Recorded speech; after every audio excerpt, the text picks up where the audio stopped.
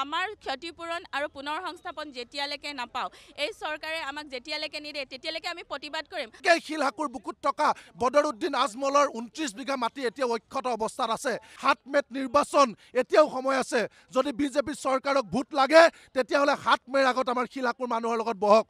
এই মুহূৰ্তত মই উপস্থিত আছোঁ গুৱাহাটী মহানগৰীৰ চচলৰ নিৰ্ধাৰিত প্ৰতিবাদস্থলীত আজিৰ দিনটোতো প্ৰতিবাদ সাব্যস্ত কৰিছে শিলহাকু সাধাৰণ জনতাই।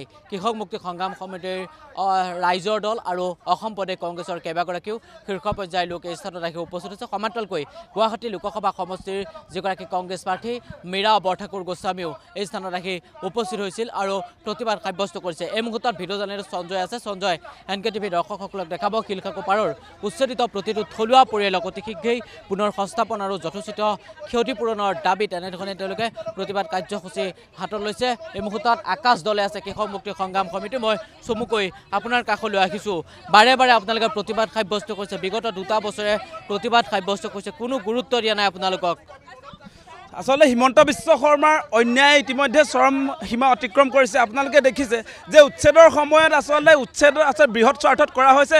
এই উচ্ছেদে সকলোকে সামৰি ল'ব বুলি কৈছিলে, কিন্তু তেওঁ উচ্ছেদে এই জিঞ্জাৰ হোটেল যিটো আচলতে নলাটোত শিলহাকুৰ মূল নলাটোত অৱস্থান কৰি আছে, তাক কিন্তু হিমন্ত বিশ্ব শৰ্মাৰ বুলডোজাৰ চুব নোৱাৰিলে। আজি হিম্মত সিংকাৰ বিল্ডিং যিটো আছে আপোনালোকে দেখিছে 17 মহলীয়া আইডিয়েল হিল ভিউ, তাত আপোনাৰ হিমন্ত বিশ্ব শৰ্মাৰ বুলডোজাৰ ঢুকি নাপায়। আপোনাৰ কৰ্পৰেট হাউচবিলাকৰ যিবিলাক অনুষ্ঠান প্ৰতিষ্ঠান আছে শিলহাকুৰ পাৰত সেইবিলাকত হিমন্ত বিশ্ব শৰ্মাৰ বুলডোজাৰ ঢুকি নাপায়। তেওঁ জাতি মাটিৰ ভেটিৰ কথা কৈছিলে, কিন্তু জাতি মাটিৰ ভেটি আমাৰ ট্ৰাইবেল মানুহ, এই ট্ৰাইবেল মানুহবিলাক তেওঁ বেঘৰ কৰি আজি ৰাস্তালৈ লৈ আহিলে। আজি আমাৰ থলুৱা খিলঞ্জীয়া পৰিয়ালসকল হাহাকাৰ পৰিস্থিতিৰ সন্মুখীন হ'ব লাগে। এতিয়ালৈকে আপোনালোকক কৈছোঁ 10জন মানুহৰ মৃত্যু হৈছে, ক্ষতিপূৰণ আৰু পুনৰ সংস্থাপন নাপায়, মানুহবিলাকে চলিব নোৱাৰি ইতিমধ্যে মৃত্যু হৈছে। 10জন থলুৱা খিলঞ্জীয়া মানুহ হিমন্ত বিশ্ব শৰ্মাৰ এই অমানৱীয় উচ্ছেদৰ বলি হৈ ইতিমধ্যে মৃত্যু হৈছে। গতিকে এই মৃত্যুক আমি সহজে কেতিয়াও এৰি নিদিওঁ। গতিকে প্ৰতিটো থলুৱা পৰিয়ালে পুনৰ সংস্থাপন পাব লাগিব। এই ধন্যবাদ জনাইছোঁ। মই আপোনাৰ কাষলৈ আহিছোঁ। কেনেধৰণে চলিছে বা ক'ত আছে বৰ্তমান? এতিয়া মই ভাড়া ঘৰত আছোঁ।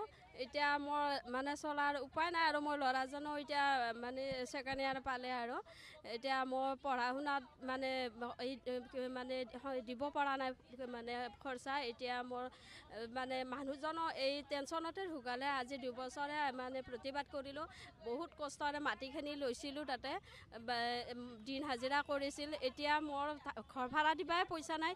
এতিয়া মই কেনেকৈ চলিম, কি কৰিম? এতিয়া চৰকাৰে মোক যেনেকৈ নহওক ল'ৰাটোৰ মানে চাই আৰু মোক যেন কিবা এটা সহায় কৰে আৰু যিয়ে ক্ষতিপূৰণ সংস্থাপন দিয়াৰ কথা কাৰণে আজি ইমান দিনৰ প্ৰতিবাদ কৰি আছোঁ, সেইখিনি যেন সোনকালে দিয়ে আৰু মোৰ ল'ৰাজনৰ যেন দায়িত্ব লয়, সেইখিনিয়ে মোৰ চৰকাৰক লগি আহ্বান। ধন্যবাদ জনাইছোঁ। গায়ত্ৰী বৰিক আছে সন্মুখৰ পৰা, তেখেতে নেতৃত্ব দি আহিছে। মই আপোনাৰ কাষলৈ আহিছোঁ। প্ৰতিবাদ সাব্যস্ত কৰিছে বিগত 2টা বছৰ ধৰি, কোনো ধৰণৰ সুদুত্তৰ লাভ কৰা নাই। নিৰ্বাচন আহি আছে, 2টা ফেজত নিৰ্বাচন অনুষ্ঠিত হৈ গ'ল, 3য় পৰ্যায়ৰ নিৰ্বাচন গুৱাহাটীত অনুষ্ঠিত হ'ব। কেনেধৰণে প্ৰত্যুত্তৰ দিব এইবাৰ নিৰ্বাচনত? হয়, আমি প্ৰস্তুত হৈ আছোঁ। আমি বাৰে বাৰে কৈ আছোঁ, আমাৰ ক্ষতিপূৰণ আৰু পুনৰ সংস্থাপন যেতিয়ালৈকে নাপাওঁ, এই চৰকাৰে আমাক যেতিয়ালৈকে নিদিয়ে তেতিয়ালৈকে আমি প্ৰতিবাদ কৰিম। আৰু এই প্ৰতিবাদৰ মুখৰ এতিয়া 7 মে' তাৰিখে আমি ইয়াৰ দিবলৈ প্ৰস্তুত হৈ আছোঁ। আৰু চৰকাৰে ভালদৰে বুজি পাব লাগিব যে অসমীয়া জাতিক জোকাই ল'লে কি অৱস্থা হয়। কাৰণ যি চৰকাৰে জাতি মাটি ভেটিৰ কথা কৈছিলে, সেই চৰকাৰ এতিয়া জাতি মাটি ভেটিৰ চৰকাৰ নহয়, সেই চৰকাৰ এতিয়া নিজৰ আৰু পুঁজিপতিৰ চৰকাৰ হৈ পৰিছে। সেইকাৰণে এনেকুৱা ধৰণৰ চৰকাৰ, যি চৰকাৰে প্ৰলোভন দি পেলাই ৰাজনীতি কৰে, তেনেকুৱা চৰকাৰ আমি কোনো ধৰণে গ্ৰহণ কৰিব নোৱাৰোঁ। ধন্যবাদ জনাইছোঁ। এই মুহূৰ্তত ধৈৰ্য কোৱাৰ আছে ৰাইজৰ দলৰ ফালৰ পৰা। মই আপোনাৰ কাষলৈ আহিছোঁ। আজিৰ দিনটোত আপুনি এই স্থানত আহি উপস্থিত হৈছে। বিগত 2টা বছৰ ধৰি তেওঁলোকে প্ৰতিবাদ সাব্যস্ত কৰি আহিছে, কি ক'ব? আচলতে বহুত ট্ৰেজিক কথা, কাৰণ এই আন্দোলনৰ লগত আমি অতীজৰ পৰা জড়িত হৈ আছিলোঁ। আপোনালোকে 2011 চনৰ 22 জুনৰ পৰা এই আন্দোলন আৰম্ভ হৈছিল। ৰক্ত ৰঞ্জিত এই সংগ্ৰাম ইতিহাস ইয়াত জড়িত হৈ আছে। 5জন মানুহে শ্বহীদ বৰণ কৰিছে।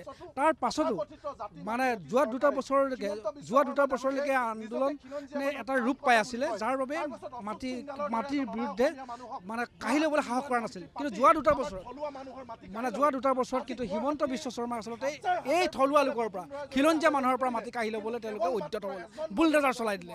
আচলতে এই চৰকাৰ যে জনগণ বিৰোধী, এই চৰকাৰ যে থলুৱা মানুহৰ বিৰোধী, এই চৰকাৰ যে খিলঞ্জীয়া বিৰোধী, এই কথাটো প্ৰতিপন্ন হৈ গ'ল।